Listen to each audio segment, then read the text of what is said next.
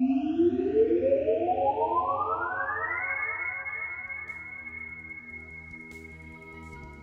again, today we're talking about the core rules of your game. Or my game, someone's game anyway. Someone has a game and it has core rules, so there. So, first and foremost, what are the core rules of a game? Like, what makes those rules, in particular core rules, separate from every other rule in the game? The simple distinction is that core rules are what's needed to define the game at all. These are the rules that lay out how the other rules work. So, let's take Pathfinder for example. It has core rules which describe how skills work, how to purchase them, basic functionality of the skill system in general. These rules are the core component of how skills work in the game. And without these rules, you can't use skills, period. Now from that point, skills branch off. Individual skills do individual things. You can take the bluff skill, for example, and roll a bluff check in order to feint in combat. You can roll stealth check or move silently check to avoid being detected. These are satellite or secondary rules, which define what individual skills do. But you can remove any of them from the game, and the game is still largely the same. The core rules are what makes it possible to have these secondary rules at all. The interesting thing about tabletop role-playing games is that the core rules are almost universally a very small portion of the game's total text. In a rulebook of, I'll say, 200 plus pages, you're looking at maybe 10, 20 pages of core rules at most. The rest of the book is things that detail player races, classes, skills, spells, all the extra stuff that's used for given variation and depth of play. But the actual core rules themselves are really pretty straightforward and simple. Now, I know I've said this before. I don't know which video I said it in, but it's in there somewhere that I've mentioned that your core rules dictate what kind of game you have. If you build something into your core rules, subsequent rules are based off of that initial platform. The core rules themselves are typically very short and rather basic in nature, so it's not like adding a few new core rules makes a big difference to the overall bulk of the game and or book. The issue is that designing a core rule is one of the hardest things to do in game design. They have to be broad-reaching, practical, efficient, and elegant in their design.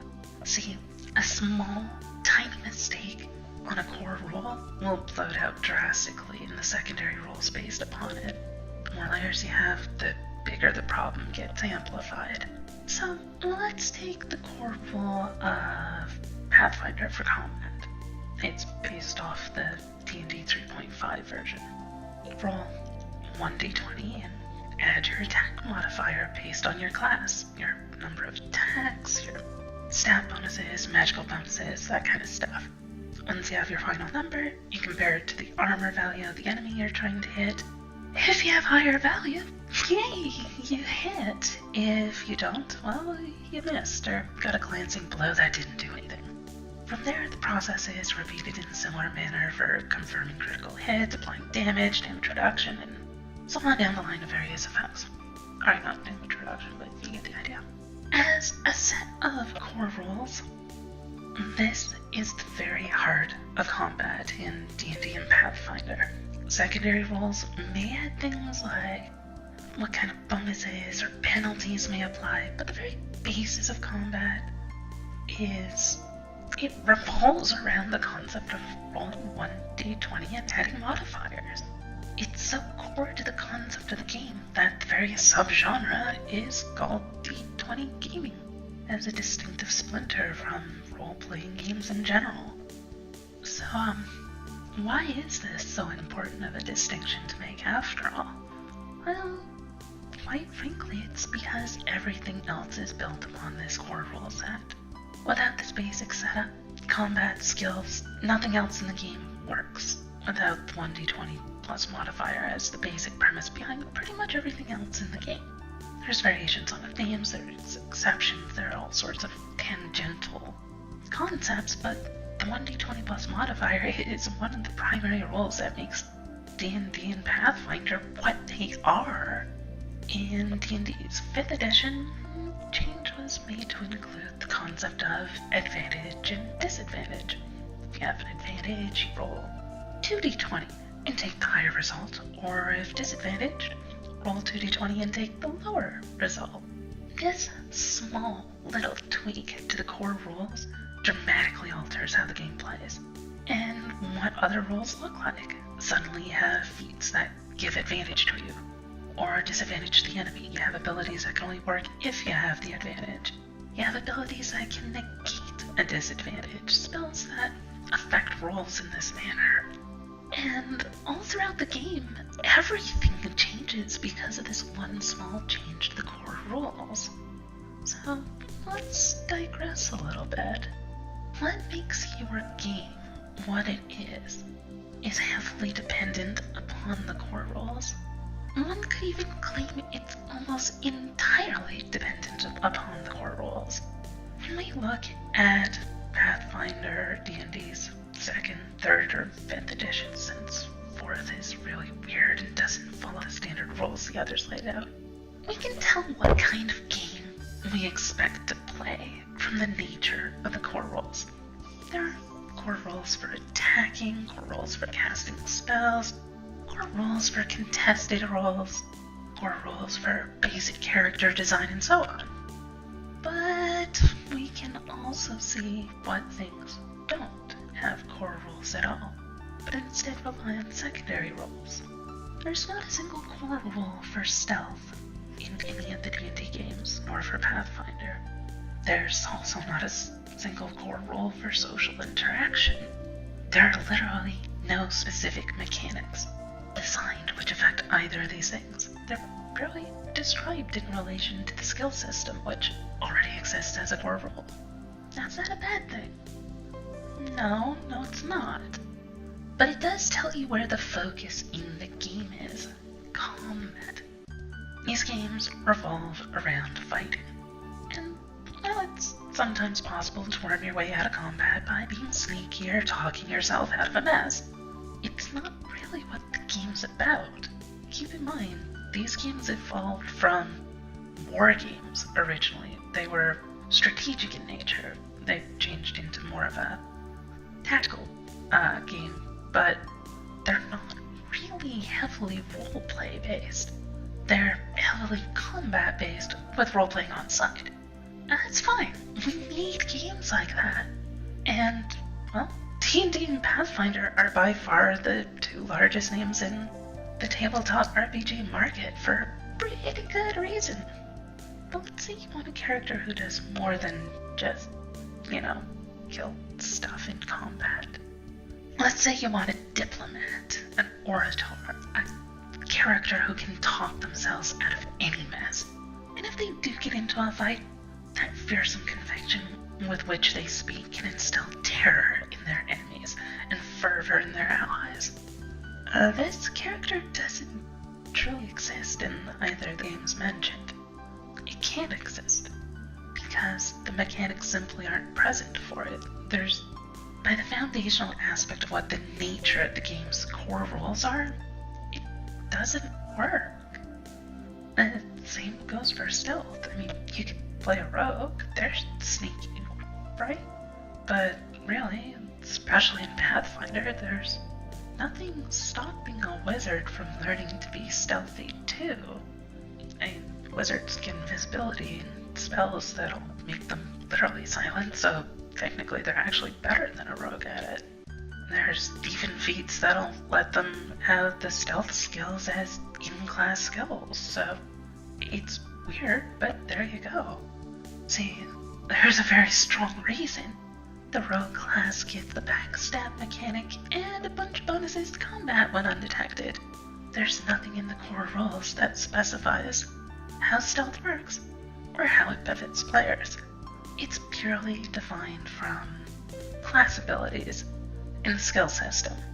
Due to the nature of such, stealth will always be held at arm's length, and it's not really possible to build a large section of your campaign around stealth without fundamentally altering the core rules of the game to accommodate such.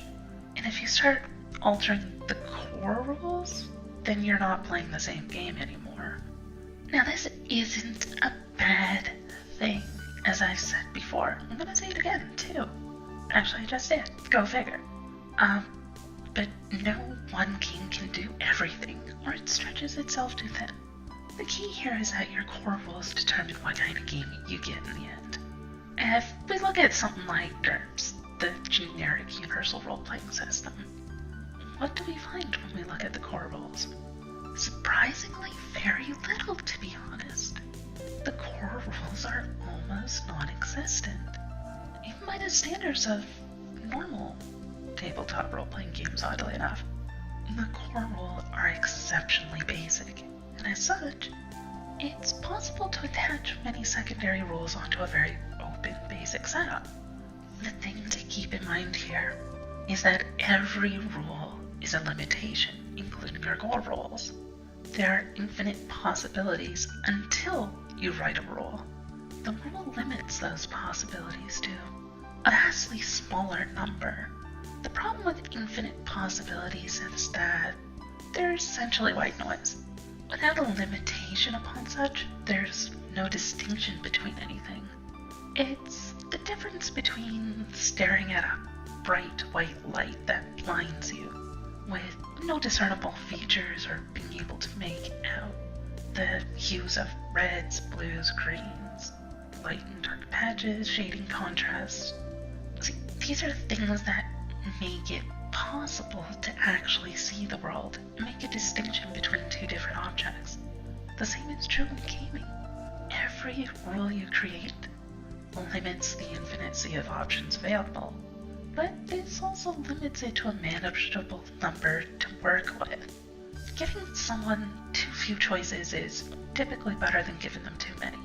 With only a few choices, well, at least you can pick one or the other. You may not like the options presented, but with too many choices, it's difficult to even really compare all the ways in which the choices differ. Too much choice becomes white noise, just as the white light mentioned a moment ago. There's simply no substance, no form, no shape possible. It's so ambient that there's no way to tell one choice apart from any other. So, with fewer, broader core rules, GURPS is able to fit into any genre with surprising ease. But at the same time, without a strong set of core rules, there's very little in the way of depth possible as well. As such, we need rules. We need limitations. We need restrictions in games.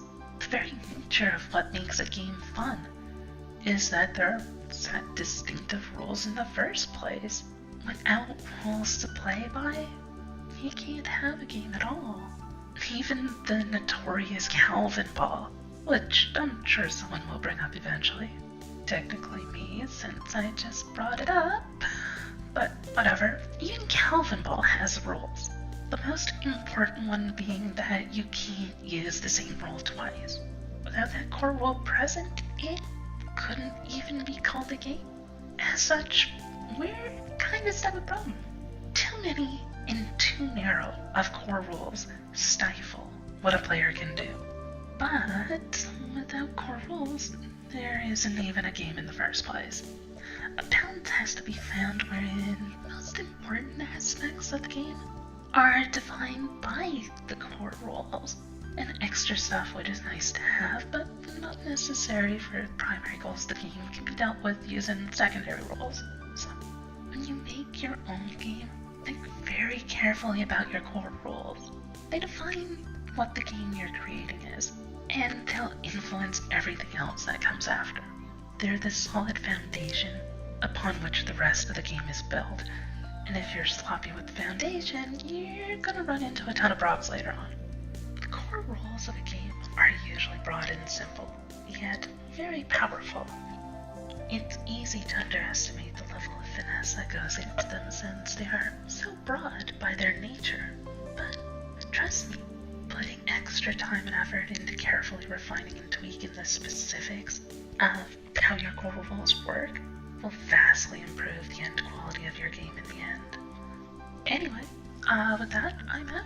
Take care, and I'll see you next time.